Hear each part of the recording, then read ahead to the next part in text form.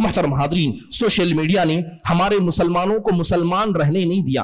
آج جائیے، جیسے کہ بعض حضرات نے ابھی ذکر کیا کہ مسلمان نظر نہیں آتا، مسلمان یا تو مسجد میں نظر آئے گا یا تو علماء کی ایسی مجلس میں نظر آئے گا۔ یہ لوگ جب یہاں سے نکل جائیں گے، نہ ان کا لباس اسلامی ہے، نہ ان کا اوڑھنا بڑھنا مسلمانی ہے، نہ ان کے گھر اسلامی ہے، بلکہ ہر اعتبار سے وہ مغربی ثقافت کو اپنا اوڑھنا اور بچھونا بجا چکے ہیں، اور اس کی بنیادی وجہ یہ سوشل میڈیا ہے۔ محترم حاضرین، جناب محمد الرسول اللہ صلی اللہ علیہ وسلم کے بہت سارے کارنامے، ایک عظیم کارنامہ آپ کا یہ تھا کہ جب آپ مدینہ المنورہ پہنچے تو آپ نے سب سے پہلے مسلمانوں کی ثقافت کو بنایا، مسلمانوں کے کلچر کو بنایا۔ آپ نے کیسی کوشش کی؟ اللہ کے نبی علیہ الصلوۃ والسلام نے لباس کے مسئلے میں منع کیا، کہا کہ تم ایسا لباس نہ پہنا کرو، پیلا لباس آپ نے پہننے سے منع کیا۔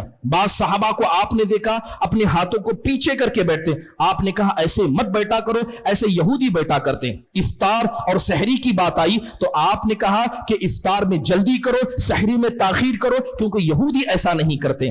آپ نے ایک صحابی کی داڑھی کو سفید دیکھا تو کہا اس کو رنگ دو، اس لیے کہ یہودی اپنی داڑھیوں کو نہیں رنگتے ہیں۔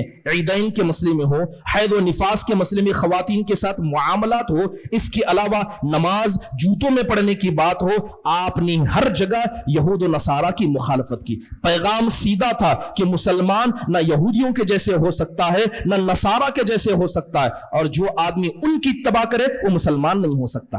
محترم حاضرین، آج سوشل میڈیا نے اسلامی اقدار کو مٹا کر مسلمانوں کی شناخت کو ختم کر دیا ہے۔